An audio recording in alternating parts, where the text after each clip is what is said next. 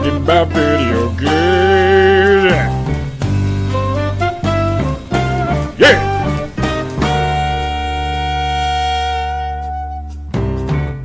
Hey everyone, this is Namek vs. Sane podcast. This is episode 10, a milestone episode. Good for us. I am Patrick Shanley, the editor with The Hollywood Reporter. Joining me as always is my friend and co-host Edmund Arnold. Edmund, how are you doing? I'm trying to figure out where I am. I'm trying to figure out what day it is. I got Splatoon 2 and I've been locked in a cave for 2 days. You're sort of like that nonstop. You're like Punxsutawney Phil on Groundhog Day. Absolutely. I'm trying to figure out who am I talking to again. I'm just trying to get everything in order because I've just been sitting in a dark room and seeing. You're the first person I've talked to. You just wandered by a microphone. Yeah, oh man, that game is taking me to a dark hole and I can't get out of it. Well, I don't know if dark's the right word for Splatoon, but colorful. There we go. Wonderful, a colorful hole. Beautiful. But other than that, I'm doing great. Good. I'm glad to hear it. You're definitely doing a lot better than some of the people in Chicago this week. Tell me about it. In case you didn't see, and this is maybe my favorite story that's ever happened in the history of all time, there was a Pokemon Go festival in Chicago over the weekend.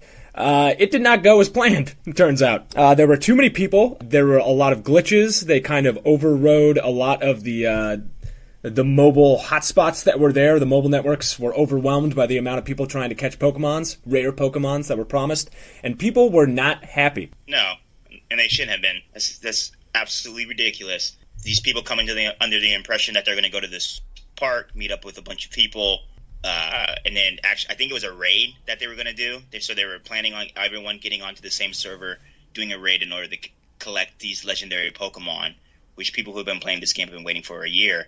And it just sounds like Niantic dropped the ball on everyone. Yeah, it's not a good scene. Let me just read you some of these excerpts from this BBC article because they made me laugh out loud. As people got there, fans were booing and chanting, "Fix our game and we can't play," as executives from Niantic, the game's creator, attempted to explain the problems. At one point, a bottle was thrown at a presenter on stage. It missed. Should have hit him. Sorry. I get upset about stuff like this. I played a lot of Pokemon Go last year. I was one of those people that got into it, and you have to understand it's a two-way thing. You can't promise gamers anything. Never, ever, ever promise people that play video games anything, because if they get disappointed, they are some of the biggest man-children you'll ever see in your life. Oh, I didn't get that from them throwing bottles at people on stage.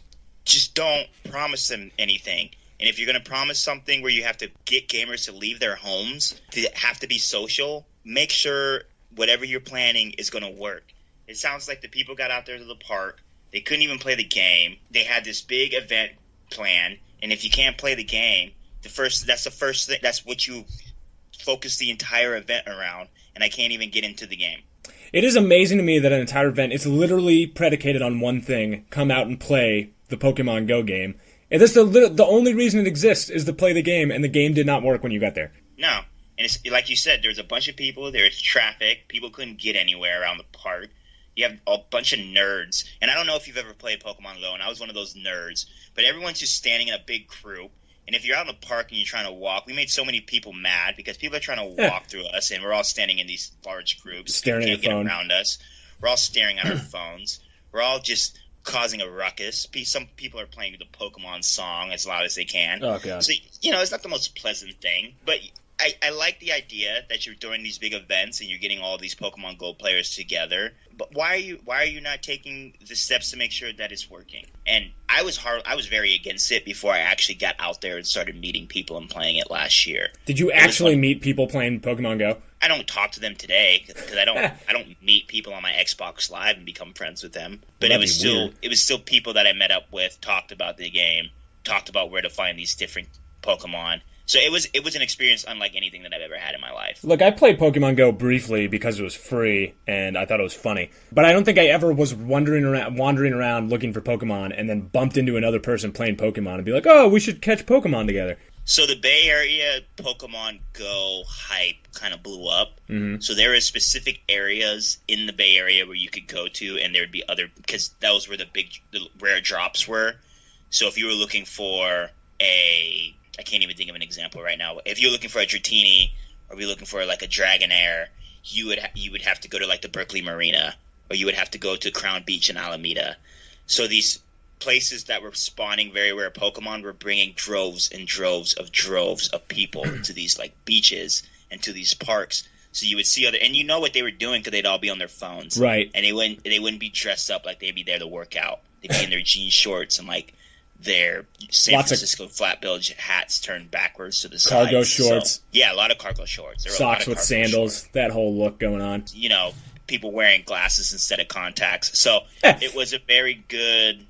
For me, it was a very good experience because I've never experienced anything like that. And there were a lot. And when I say there were a lot of people out in these parks and things, there were a lot of people out there. I was confused by a couple things. I thought the Pokemon Go phenomenon had kind of died down. I mean, it was such a high like about a year ago, and then it just kind of petered out, and I haven't really heard much about it since this weekend when this happened. So it's surprising me that this many people were still excited about Pokemon Go to go out and get new exotic Pokemons. But here's my question to you as a gamer. Is this a bad look for gamers that a whole bunch of adults... I mean, look at the pictures from this event. These are not children going to this. This is almost overwhelmingly adults out here looking for Pokemon. And they were so upset that they couldn't catch imaginary monsters on their phone that they started screaming and throwing bottles and tweeting, "This is the worst time I have ever had doing anything." That is a quote from the BBC article. American privilege is a hell of a thing, isn't it? I mean, gamers are the worst, and I consider myself in this category, are some of the worst groups of people you'll ever meet in your life. And it's the type of thing where we expect things to go our way because we're used to being told these things. Mm-hmm. Like, we're going to get a game, the game's going to work this way, you're going to be able to put in this many hours in order to get this item. We're told that if you do A, B, and C, you'll get D, right? Right. So when things don't go that way, which has been the increasing trend in video game companies, is to tell us something and then for it to go completely different.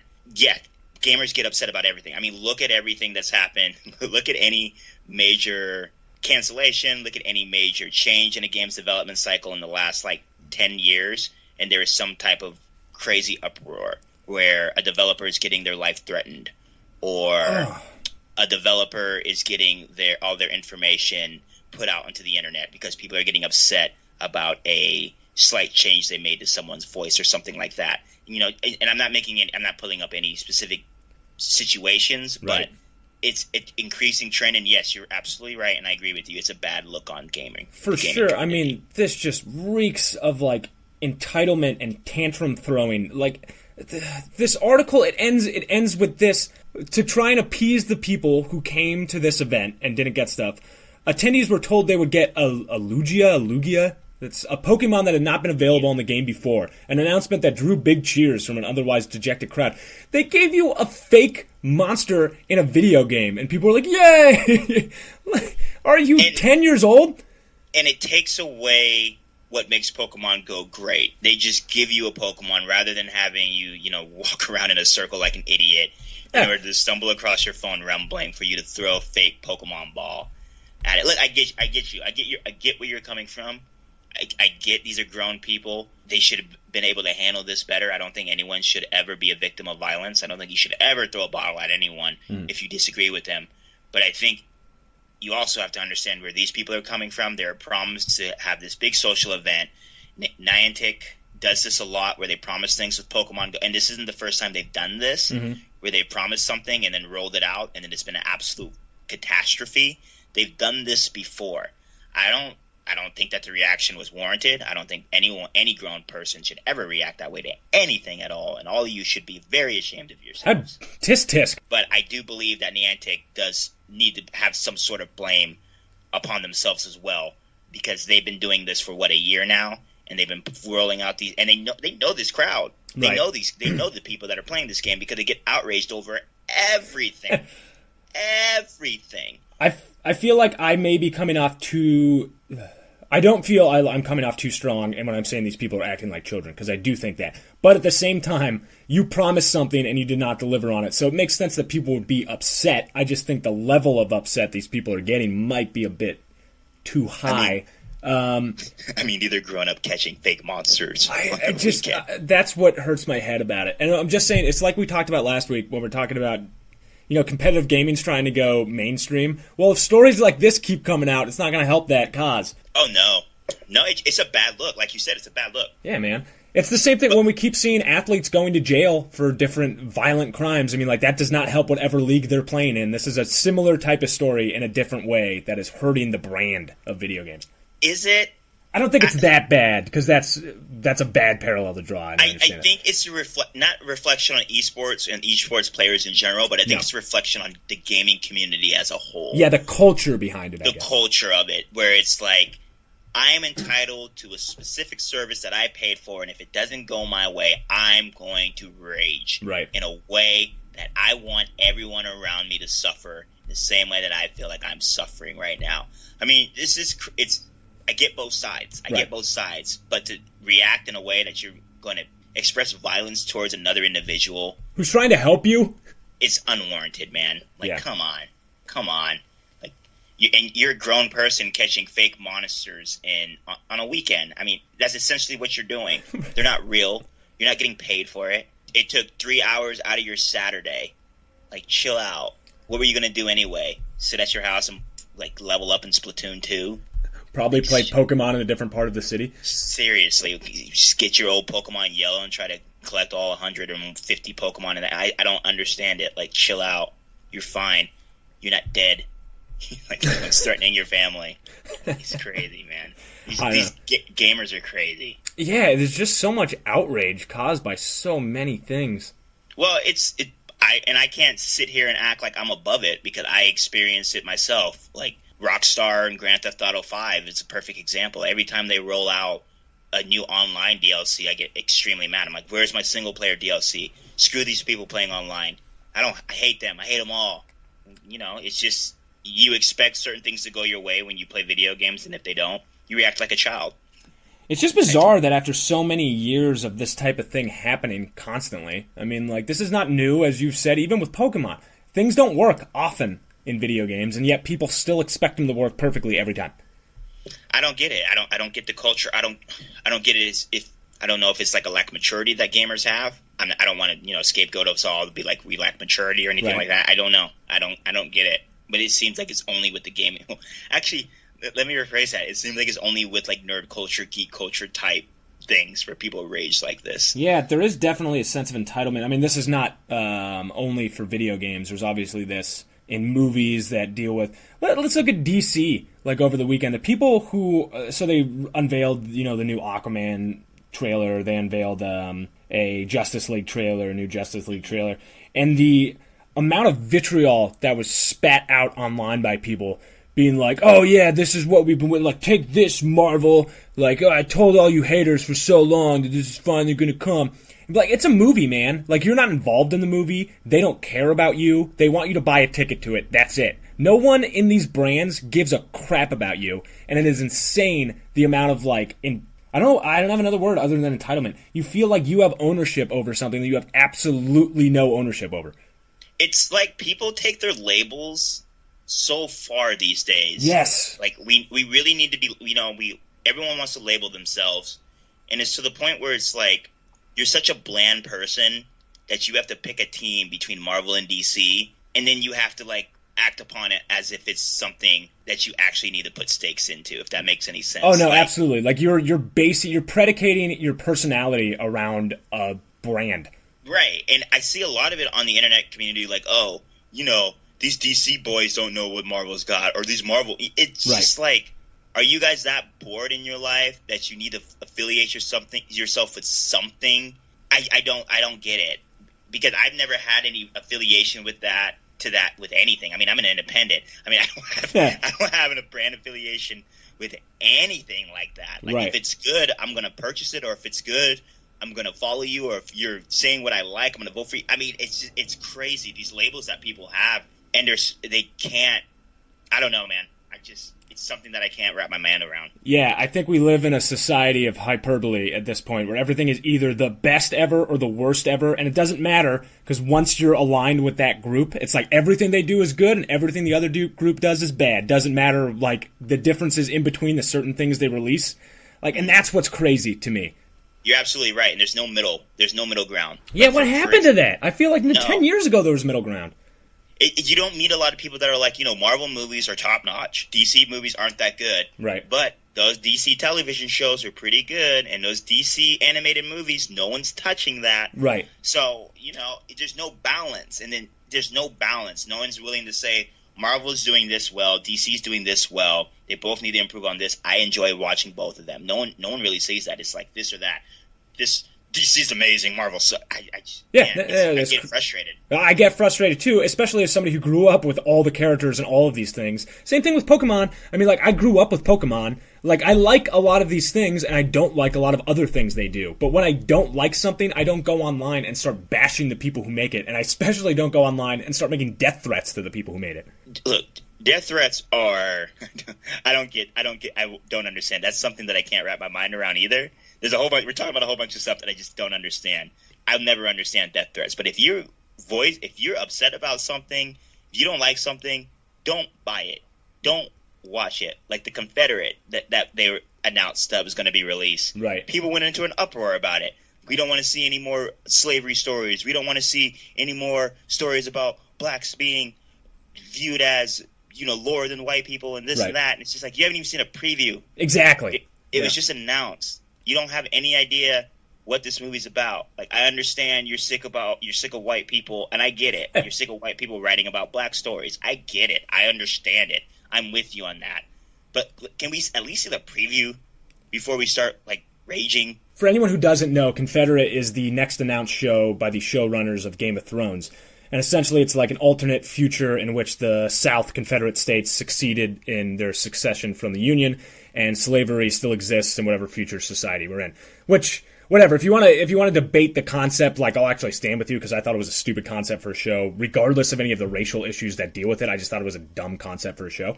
Right. But I have not seen it, and also these guys have built up 7 years of good faith by making possibly one of the best TV shows of all time. If that doesn't buy you at least letting me see the trailer for what you made before I get outraged about it. I got to ask you a question. Side question.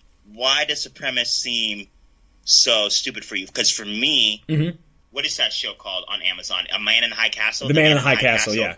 I didn't watch the show. I watched the first episode. I'm gonna sit down and watch that show. That first episode of that show is fantastic. I've heard it was good. Dystopian. It's good. I watched the first episode. It's good. Okay. I love dystopian. I love alternate realities. That's my favorite type. So why does that premise sound stupid to you? So I'm glad you brought up that show, because I equally feel the same way about that show, and I felt the same way when it was announced.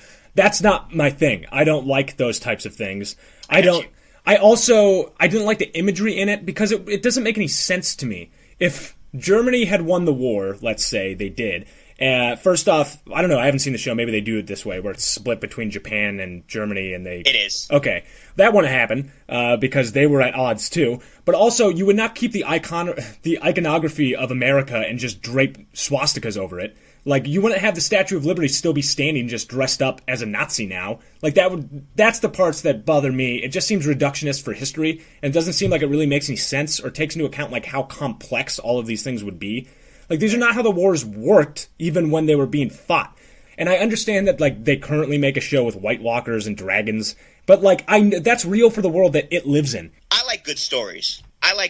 So if I'm going to wait, I'm not going to get outraged, because, look, they're still going to be employing black people, right? The two EVPs, the co-showrunners, are both black. It's a black married couple, an African-American married couple. And I'm just, when I saw it announced, I didn't originally go, look, I'm done with slave movies. I agree. I get it.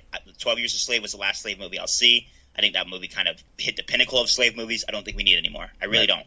I think we need more. I agree with all the arguments around what everyone's saying. I agree we need more movies based on Africa, based on before we were brought over. I think we need more movies based on the 60s, about us joining together, things like that, blah, blah, blah. I think we need more movies like that. I don't want to get into a huge tangent here. Right. But there still needs to be avenues where we explore things like this. I think it could bring up some critical points where we could have decent conversations about it. Sure. Not if we're online, but if we got face-to-face with the person. Maybe not on Twitter.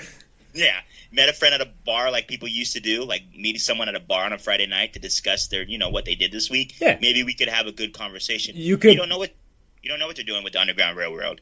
You don't know what they're going to do with any of this. There could be a radical black faction that could be some of the most just uplifting and inspirational. What I'm saying is you don't know. Right. Wait.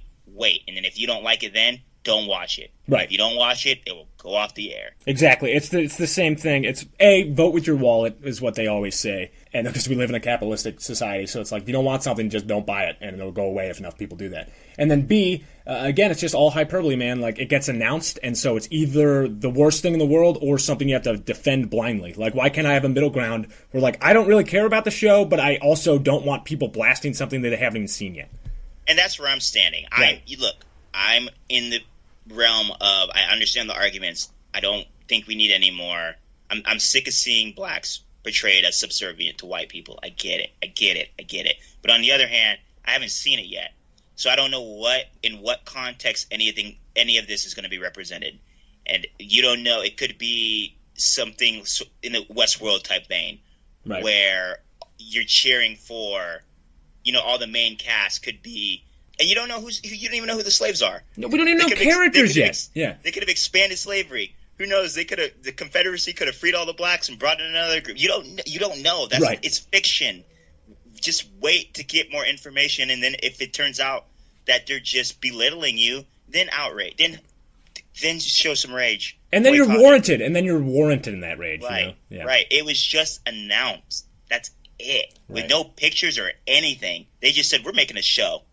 Well, what are we talking about?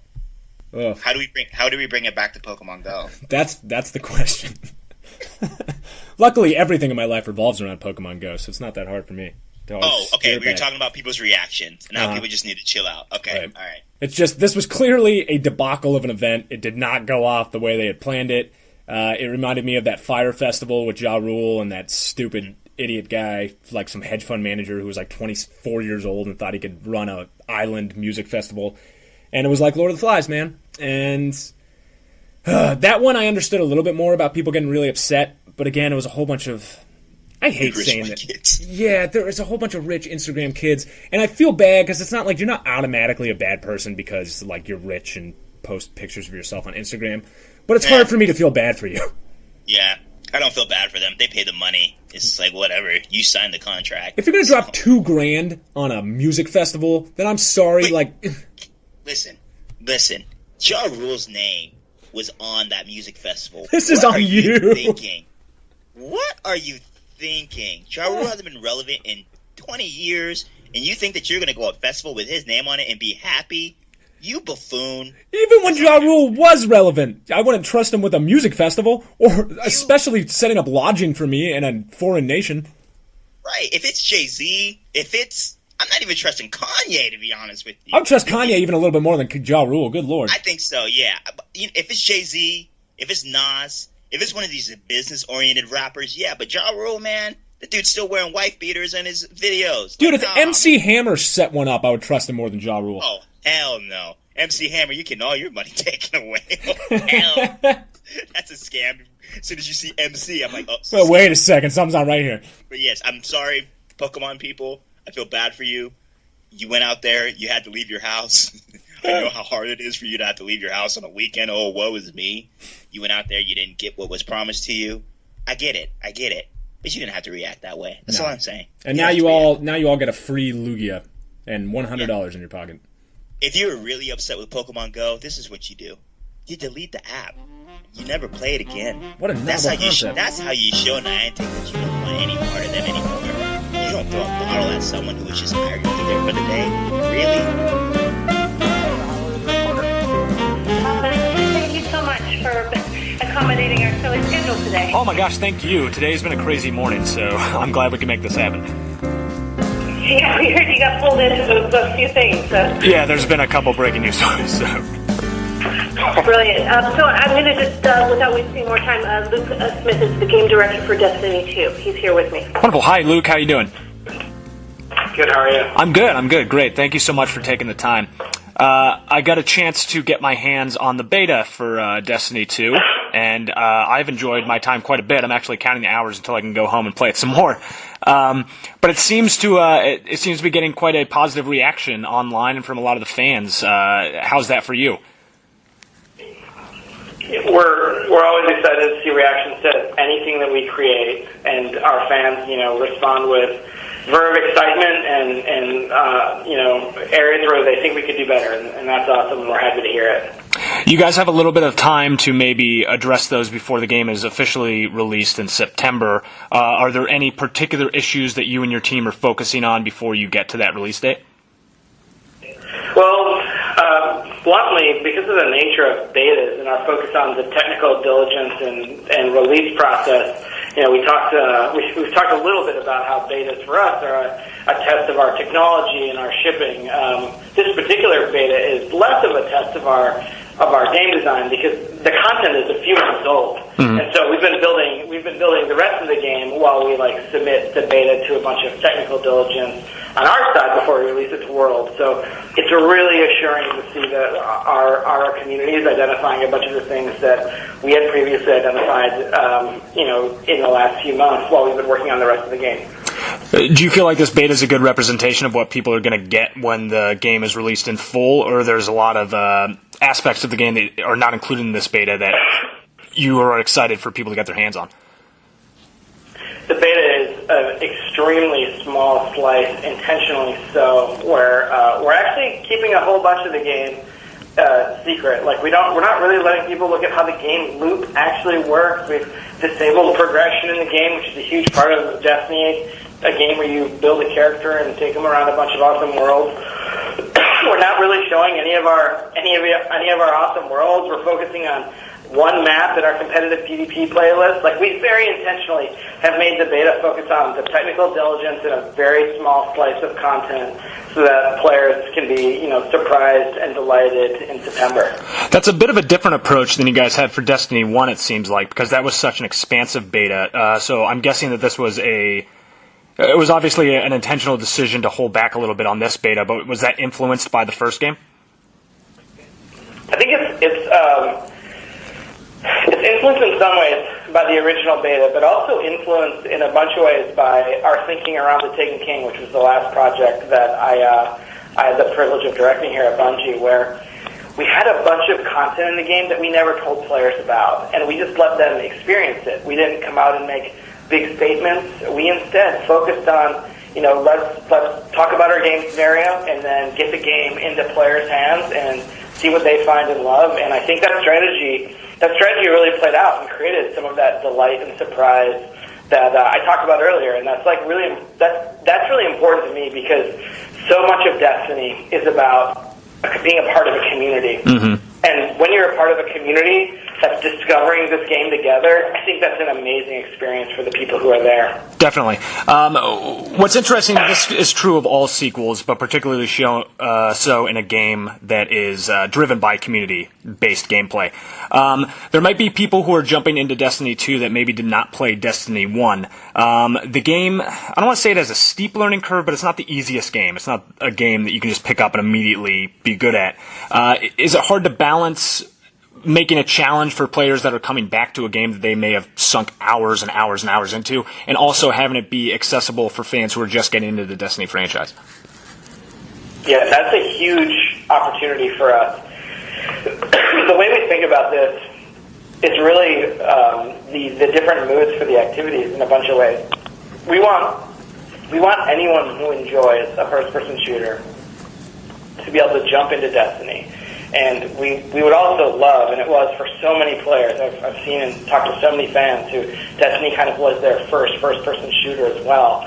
And so continuing that, and making sure that, as you get into the game, it's teaching you how to play, and it's sort of rolling things out to you. Like in the beta, for instance, we have a tuning of the game that is very challenging. Myself, a Destiny veteran, was having a hard time with some of the encounters in it because it's very thumb skill intensive. And in the final game, players will see that we've dialed some of that intensity and challenge down, certainly in those opening experiences, because we want to create a game with Destiny 2 that is a world that pulls you in and helps you learn how to play it, and then finds you people to play with. One thing that I thought was funny, and I actually had a challenge with this as well when I played it, was there's the turbine in the opening mission, the homecoming mission that we have to do, and it's kind of gone a little bit viral with how difficult it was just to do that. It's not even really an enemy. Was that something you were surprised by, or you guys know that was going to be a difficult thing to do? I was surprised by the turbines because there's only one turbine spinning in the shipping game, and I was surprised to see two of them.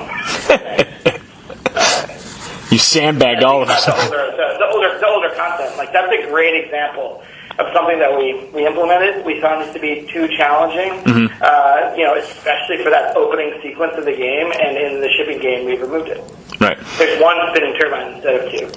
Well, I'm glad for that because I got my ass kicked by that turbine quite a bit.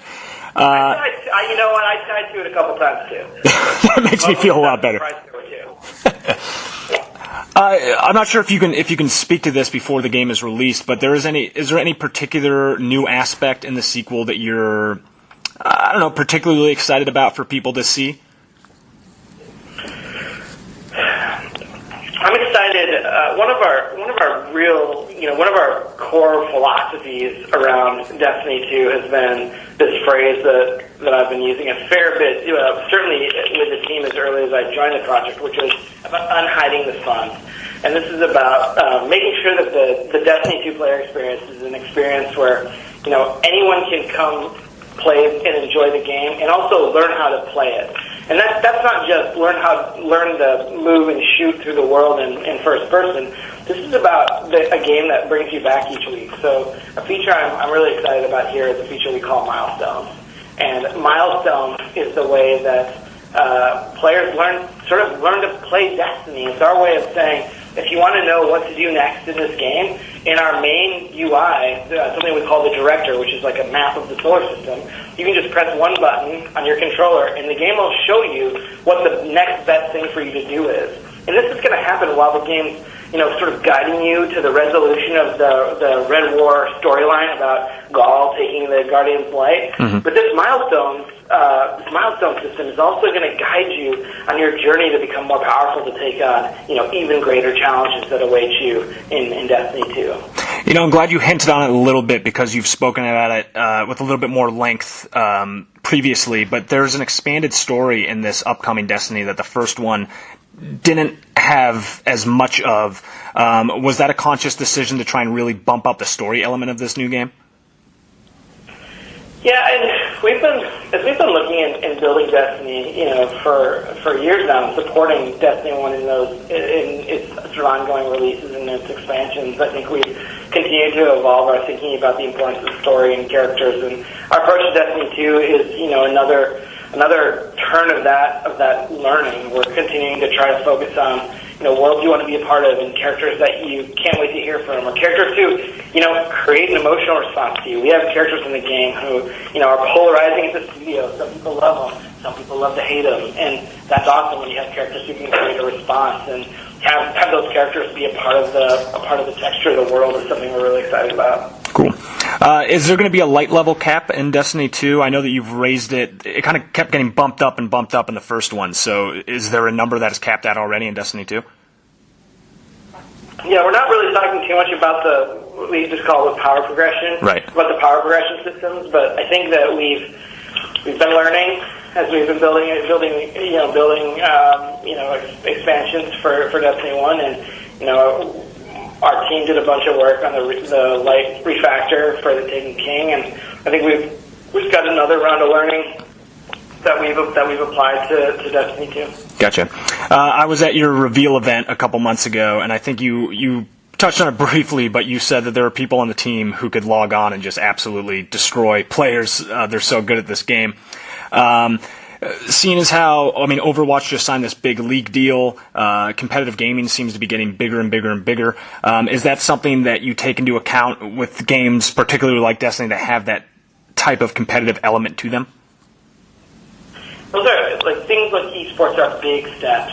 Those are big steps, and for us, when we look at our player versus player offering in Destiny 2, we really wanted to focus on making an experience that was learnable, understandable, and then masterable. The feelings, developing the feelings of mastery is something that just we as people enjoy, and you enjoy the spirit of getting better at something. It's why going to a basketball gym by yourself and shooting free throws is enjoyable, because the repetition leads to mastery. And for us, with Destiny 2's PvP, we didn't want to start thinking about it from the perspective of what do we do to become an esport. We wanted to think about it from the perspective of how can we create an experience that anyone can learn, understand, and get better at, because that's really important to us.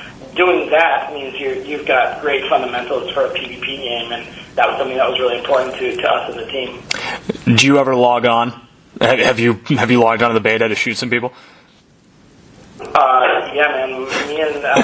Me and my squad of 4, and I actually don't play the game with people at work. I play with a bunch of my friends. We've only lost 2 games in 2 nights in the competitive playlist, so we are out there crushing skulls. I need to stay away from you when I log on. Yeah. All right. Awesome. Well, thank you so much. It's been a lot of fun. Yeah, no, I really enjoyed it. It's been great. I can't wait for the full game to come out because the beta's been above and beyond what I expected. I can't wait for the full game to come out too. You're almost there. Well, thank you so much, you guys. I really appreciate all your time. Great, thank you, Patrick. Thanks so much. Yeah, congratulations. Have a great time.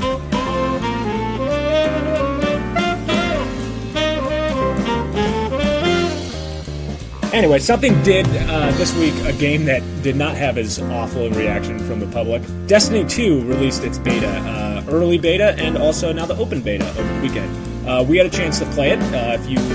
Oh, God. I liked it quite a bit, actually. I had a lot of fun. So did I. We just sucked. Oh, we were not good at all.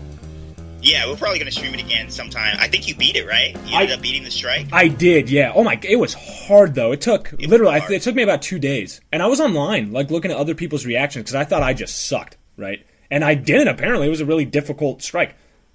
The thing about Destiny is it takes coordinated teamwork. Mm-hmm. And I didn't think they would drop a strike that hard for you straight off the bat. And it was just the 2 of us. We didn't have anyone else help. Oh, wait, we had that one guy helping us. What's his name? Fat A. Push it. Fat A, yeah.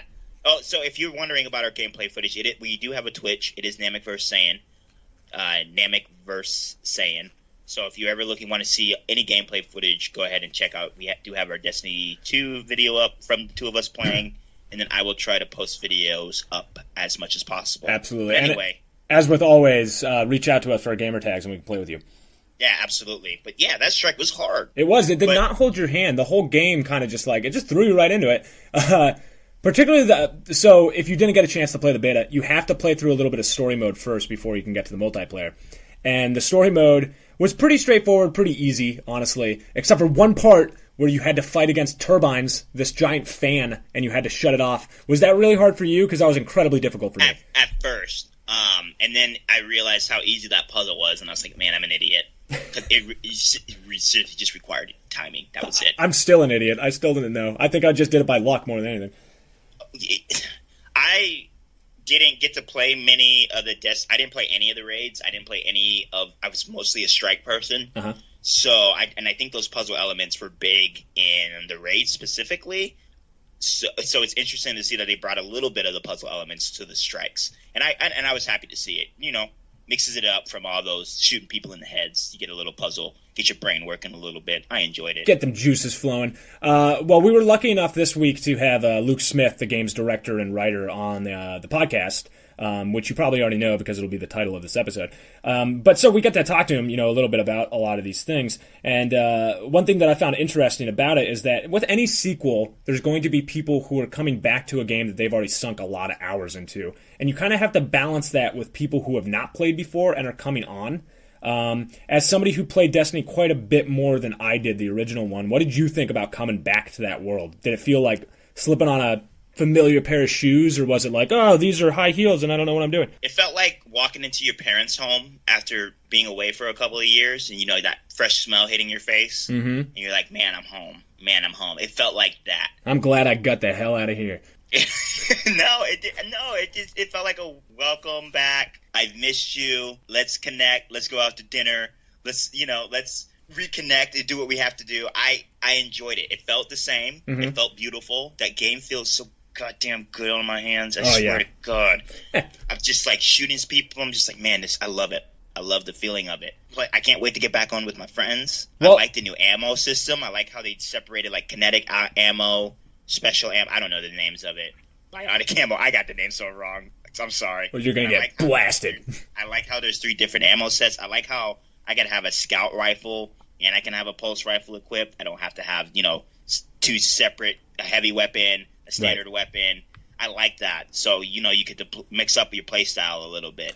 I thought the gameplay was great. I thought the controls were tight. I've gone back to it multiple times. I've been playing it pretty much all weekend long, just playing different multiplayer game modes. I've done the strike about 3 times now. I've only actually beaten it once, even though I've tried to do it over and over again. So yeah, I've really enjoyed it. I like the special. I like the feel you get when you get your special, and you just feel super overpowered. It's just it was a really enjoyable experience for me. I really enjoyed the game. It's a pretty damn game. Yeah. And my God, it's beautiful. I do have a question for you. Yes. As someone who barely played the Destiny, what are your feelings? I kind of feel like you actually might like Destiny more than you think you did. Yeah, so let me paraphrase a conversation we had on Twitter. You called me out and said that it looks like Pat's a Destiny fan now. And I might be. I just might be, Edmund. I really enjoyed it a lot, and I can't wait for it to finally open up with the full game. I plan on sinking some hours into this game. Buy a PlayStation 4 so we can play together. Destiny felt like Destiny. It felt good. I'm ready for a second one. I like that first tutorial story mission. I know you weren't too fond about the tutorial, but I like how it's kind of like an homage to everyone that played the first one for many hours, because you're going through that same place that you've been going through over and over and over again. So it's kind of nice to see it destroyed. Right. A lot of fan service. So I play a little Crucible, got my ass handed to me. Nice. So it's going to be fun. I can't wait to get on with my friends and play. Yeah, well, I'm going to get my butt kicked quite a bit on it, I'm sure. I'm not the best Destiny player. But anyway, I really enjoyed it. You and I need we need a team captain, because you and I suck. Yeah, we should not be leading any team.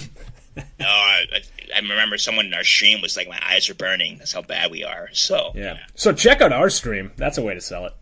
In other news, BioWare dropped a bombshell this week by re-welcoming a former GM, Casey Hudson, back into the fold. Yeah, this is exciting for me. This is very exciting for me, because it opens up a whole realm of possibilities. Yeah. So Casey Hudson left the BioWare company, and if you don't know BioWare is behind some of the greatest video games of all time. If you don't know BioWare, take one moment to take off your headphones or just pause the podcast real fast and punch yourself in the stomach 3 times. Very hard. Unless you're pregnant, please don't do that. Yeah, Slam your face into your desk. BioWare is behind some of the greatest franchises video game players have ever played. Mass Effect, probably one of the better franchises ever. Mm-hmm. Dragon Age. What? People are split about it. I love Dragon Age. People are split about it. Probably the best game that we've ever seen release, Jade Empire. Love it. Round of applause. Thank you. One of the greatest. I love Jade Empire so much. I need to stop now. So yes, Mass Effect has been behind some of our greatest games, and Casey Hudson was developer and general manager behind Star Wars Knights of the Old Republic, Jade Empire, Mass Effect 1, Mass Effect 2, and Mass Effect 3. And then when he left, it seemed like that's when BioWare started to go slowly downhill. So I guess I have 2 questions. Is this like crisis management for them? Are they freaking out? Are they scared about the release of Mass Effect Andromeda and Dragon Age Inquisition, right, which weren't that good of games at all? Is he the savior? Is he enough to save this company? Well, here's a question, too. What does it say about Anthem, their huge game that's coming out at the beginning of next year? Because before Casey came back, he just left after a 17-year stint, the general manager for BioWare, Aaron Flynn, kind of stepped down, and he was in charge of Anthem before then. So were they unhappy with the way that he was going with Anthem, and is that why Casey came back to try and save this game, which is, honestly, I don't want to say it's a gamble, but this is one of those games where they kind of need this to be the next Halo-type game. A big hit. They need a hit. They need another Mass Effect. They need this to be another Mass Effect. Screw the Halos. They need to get back to their roots. Right. Because everyone who is a BioWare fan, and I know a lot of BioWare apologists, I live with one, he won't say anything negative about these games. He just won't. I used to be a BioWare apologist. Mass Effect Andromeda and Dragon Age Inquisition were like the girlfriends that cheated on me. I walked in on both of them with someone else. It was that bad. It felt like that bad. So you need a hug, Edmund? I do. And these were 2 of the games that I was anticipating more than anything else in my life. Since like I was waiting for these games forever. So it was a punch in the face. So seeing them bring back Casey Hudson, seeing them hopefully get back to their roots makes me excited. And I don't know, it seems like Flynn left on there were no bad terms. It seems like everyone went out on good terms. That's how it seems, but it's always hard to tell because a lot of that is PR speak too. So who knows, really? I'm not trying to stir the pot. I'm not trying to say that he did leave like under some scandalous big blowout of the office. I'm just saying that it's always hard to tell until time passes a little bit for people to know exactly how contentious a split might have been. Right. Yeah, but 17 years doing the same thing. Right. And, Anthem's probably this big project. It seems like he got out at the right time. Of course. Right before like the heavy marketing, starts. So we'll see, man. And I don't know if Casey Hudson is going to be behind any of the story development. I don't know if Anthem already has the story completed. I don't know what development looks like for that game. I actually know a little bit about that. I spoke to the game's writer, Drew Karpyshyn. Did you? Karpyshyn, I'm not exactly sure how to pronounce his name. Drew, or Mr. Karpyshyn, if you are unfamiliar with him, is a novelist, first off, but he also wrote the Knights of the Old Republic video game. He wrote Jade Empire, which I gushed about to him. And he also is writing the new Anthem. And he's a very humble man, and so he's part of a team. And I'm not sure who that team consists of, or if it's Casey Hudson, but he's the lead writer on the game. So it is going to be his vision, which makes me incredibly excited because he's written some of my favorite games ever. And so if you got him and Casey Hudson working on this game, and it looks like the footage that I've already seen of this game, I'm pretty hyped about this game. Yeah, Drew Karpyshyn also wrote Baldur's Gate 2, Shadows of Am, and Baldur's Gate 2, Throne of Ball. So a pretty decent resume. Yeah, Neverwinter Nights. So, sorry. And he also wrote, sorry, I'm nerding out right now, Star Wars The Old Republic Revan. He also wrote Star Wars The Old Republic Annihilation. Those are 2 novels. Mm-hmm. He also wrote the Mass Effect novels. So, with him and Casey Hudson, I believe that we can be excited for Anthem. It feels like BioWare is coming back to their roots. That's how it feels like for me. They're kind of like aligning the dream team back again. And look, this is a studio that has blown me away thrice. 3 times they've blown my hair back. So let's see if they can do it again. I think that you've built up enough good faith with me, BioWare, that releasing a Mass Effect Andromeda, I didn't play the new Dragon Age, but I'll let those slide if you can give me back another game like the first time I played Mass Effect or when I picked up Jade Empire when I was a sophomore in high school. Right. And BioWare had a tough time last year, in my opinion, with Dragon Age Inquisition specifically because, listen, they put out Mass Effect, they put out the first Dragon Ages, they set up a model for people to copy. Right. And The Witcher 2 kind of took that model and kind of perfected it. So now you kind of have to... We build these models. We made them what they are. Witcher 2 kind of came in and just I'm not going to lie. They perfected the open world model. Right. In my opinion, The Witcher 3 is a perfect video game. And then you got to compete with that. So the thing about Witcher 3 that I compared it to Dragon Age Inquisition may not be fair. The voice acting was spectacular in Witcher 3. The way that the characters moved while you were conversing with them was very real. Whereas in Dragon Age, they were just like little robots. So you have to make a lot of improvements to make your world more believable. And you have to make a lot of improvements basically to get back to your roots, back to that writing, back to the strong characters, back to the characters that I care about, which I didn't care about any of the characters in Inquisition, and I didn't care about any of the characters in Andromeda. And if you're playing an RPG game, that is everything for the game. I mean... Especially for a BioWare game, because that's your bread and butter are the characters. Exactly, and that's what I need. That's why I came. That's what I'm here for. Absolutely. So I have good feelings about this. I'm usually negative, but I have good feelings about this. And it makes me think, are we going to get another Star Wars? BioWare? Are we going to get another BioWare Star Wars? We got all the same people that were behind the Star Wars, the Old Republic, are now back. And is there going to get it? Any better time to release a new Star Wars, given that the new trilogy is right in the middle right now? Like, you got to capitalize on this. If you're going to make a Star Wars game, this is the time to do it. Yeah, absolutely. And I think that Disney, I don't know if Disney's behind the entire, all these decisions, but you have Marvel coming out with their video game. Right. With Spider-Man for Insomniac Games, which sounds amazing. So it seems like this would be the right time to get into it. It's the Star Wars, people are into Star Wars again, people are into the lore again. It seems like the next Star Wars movie is going to be getting into these basically the old Knights of the Old Republic, the start of the Jedi Order. Right. So you're right. It's the perfect time for this game to be released. I mean, or be announced, at least. strike while the iron's hot. Light up that lightsaber and start making some games so I can get back into some KOTOR. Yeah, dude, comic books and Star Wars. Who would have thought that cool people would have been into this in 2017? It's insane. What is this world we're living in? I don't know. I have no idea. The geeks have inherited the earth. Yeah, which is sad, but you know. As long as you're not a Pokemon Go fan, it's all right. Yeah, that's it. That's it. Just make sure not to break any promises to anyone in this day and age, or you're going to get something thrown at you. You're going to get a bottle thrown at your head. Yeah, so I'm just telling you right now, Drew Carpesian and Casey Hudson, if I'm disappointed, bottles is getting thrown, son. Bottles is getting thrown. And now you're on a government watch list. All right, let's try out a new segment now. We don't have a name. Edmund, what would you call this segment? Namek versus saying cast. I don't know. Explain it. Yeah. Yeah, okay. Let's cast our dream version of a video game crossover. Netflix just released a new Castlevania.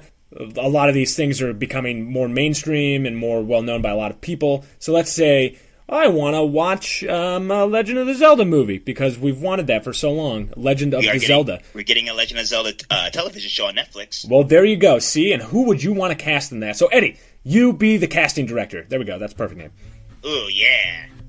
Eddie the casting director. I like it. Eddie the casting director. Okay, so this is Eddie the casting director speaking to you specifically from the Bay Area. And I have an idea, all right? I think this idea, if you're a Hollywood executive and you're listening to me and you take this idea and you don't pay me, I'm going to sue you. I'm just saying that right now. Edmund's idea first. You got some fat cat smoking a cigar right now. Be like, oh, really, Mr. Arnold? I got some cowboy boots on, my cowboy hat. I got my Wranglers on. My feet are kicked up on my desk. I don't know why I went to a cowboy conglomerate. Like a Texas oil guy who's like, I want to get into video game crossovers. That's Sereno in me. Yeah. Get them people off my land.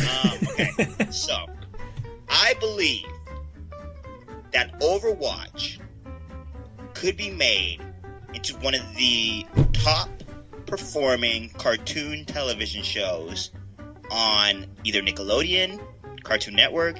You can even make it a Netflix show. But it has to be filmed in the same animation that the Star Wars Clone Wars and Star Wars Rebels shows has been filmed. Well, Mr. Arnold, I'm intrigued by your idea, but who would you cast in such a television show? So, Overwatch has a great, big, expansive list of characters, and, you have your heroes and you have your villains. You have to... I'm not going to be writing the plot around it. You're going to have to. So I think you need to have your most marketable characters. I think your most marketable characters in the game would probably be Tracer. Mm-hmm. Yeah, I like her pants. Yeah, Tracer. And I think you could get a Olivia Wilde or I'm thinking of her. You have to help me with the Hollywood because I'm not too good with Hollywood. She's in that movie with... I'm so bad at this. The guy from How I Met Your Mother. The big tall guy. Emily Blunt? Emily Blunt, Well, she's British, so she would be a good choice. Yes. Emily Blunt should be the voice of Tracer. There we go. I love that. So, I think you could base the whole movie around Tracer's character. You have Emily Blunt be the voice of her character. McCree... I think should also be in the game. McCree is a cowboy western Overwatch character. Who would be a gruffy, like a new age Clint Eastwood type? I'm watching Lost, so I'm a little bit biased on this, and I think McCree's a little bit younger than this man would be. But what if we got Sawyer from Lost? That's a great choice for voice. Yeah, he could do a good voice role. Yeah, it's Mr. Josh Holloway in there. Yeah, get a little westernized accent in there. I could see it. Maybe even, convincing Clint Eastwood to take a pay cut and the voice of a cartoon character. Hey, Clint Eastwood, I know you're 84 years old and you're making Oscar-winning films, but here's a pitch for you. How about you voice a cartoon based on a video game? Yes. And he'd be like, get out of my office! That's what he sounds like. I don't want anything to do with y'all. Yeah. He screams at an empty chair. Maybe like a Sean Eastwood. What's his son's name? Maybe we could get a knockoff. Scott Eastwood. Scott Eastwood. There we go. There we go. There's my Hollywood reporter. I gotcha. Editor helping me out. So, I'm casting right now. You have Reaper. Reaper needs to be in the game. Reaper is your main antagonist, I think. I think Reaper, you get your William Dafoe to voice Reaper. Ooh. It doesn't sound like the voice from the game, but William Dafoe should voice every villain ever. Anyone in a shrouded hood or anybody in darkness at any point in time needs to be Willem Dafoe. Oh, absolutely. I think we as a nation have to come together on that point. Mm-hmm. I agree. I think Diva needs to be in there. You put Diva, you call up Tara Strong. You have Tara Strong do that voice. Tara Strong has done everything. I like it. So you might as well get her on here. Who else should we put in this game? You need Roadhog for your comic relief. Okay, how about... I know that you're casting this. Let me throw a pitch at you. How about Roadhog and Winston are kind of like the duo on the outside? They're sort of like our Shaggy and Scooby. They can't be because they're on opposite spectrums.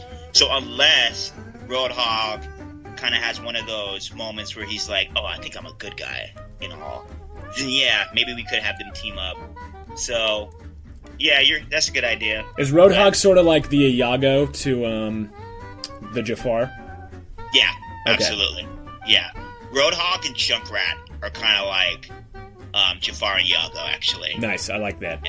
Yeah, so, but Roadhog, you would need a Crash-sounding voice. Mm-hmm. You would need someone who's probably going to curse a lot. Someone who's going to be very vulgar. I would go... Here, all right, this is Dreamcasting, okay? Ron Perlman. Oh, Ron Perlman. I just like his voice. He kind of has that biker mentality anyway. Yeah, I like it. Ron Perlman, he's a little old, but yeah, I like it. I was thinking more like Danny McBride. Ooh, oh, God, that's perfect.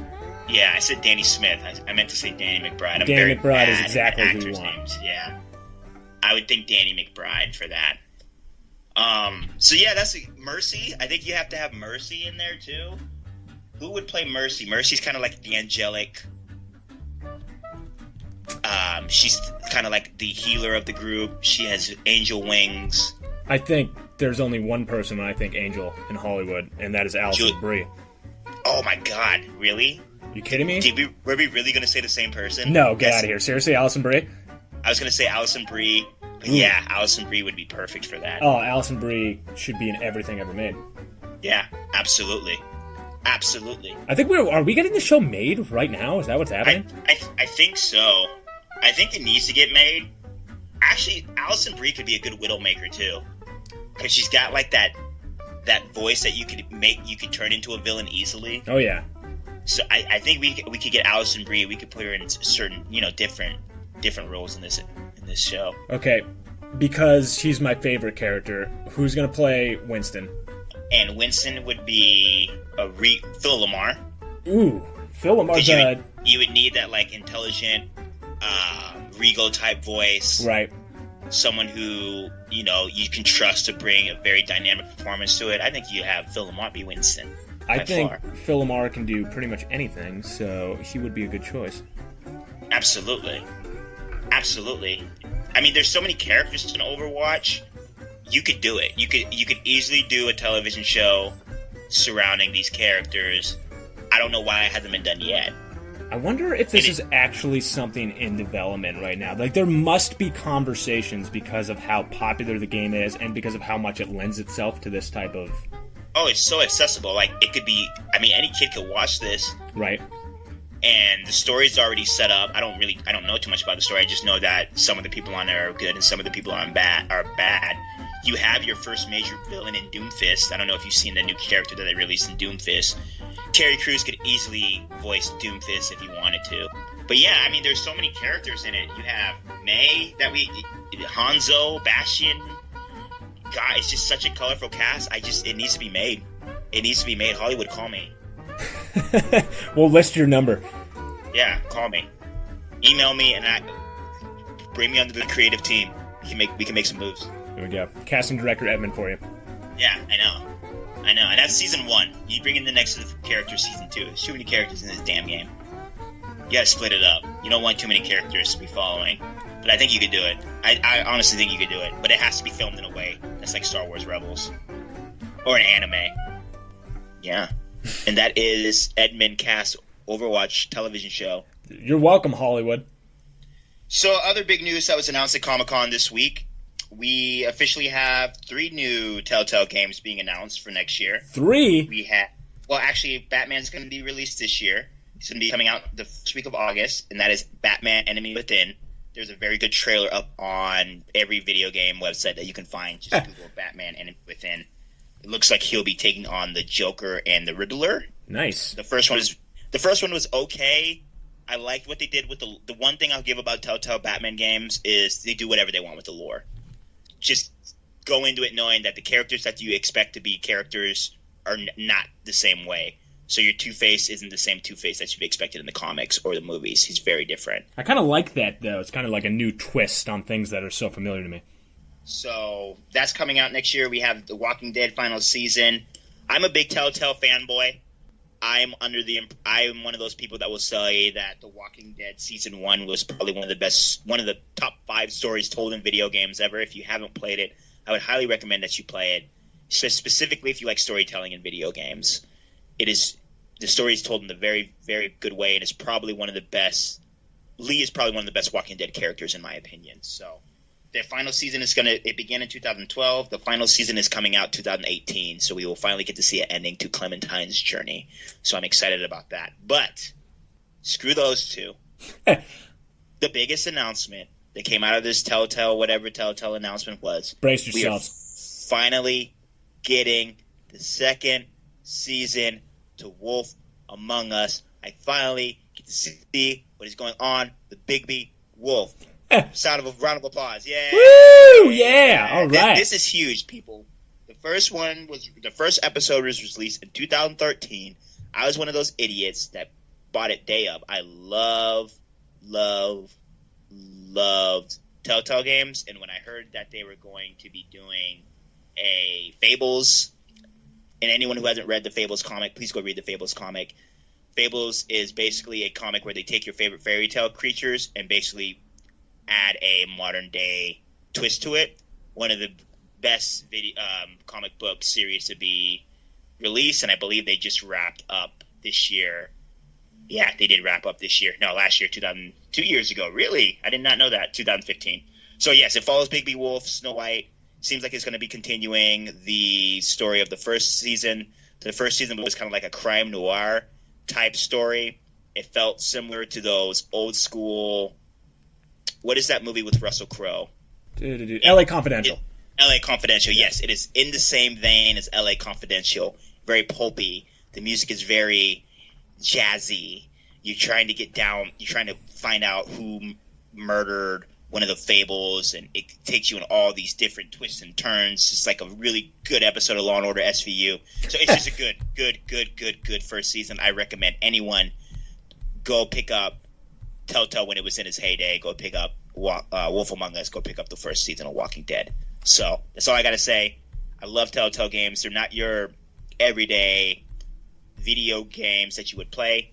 It's very story-centric. You're pressing button prompts to move it on. You're making choices.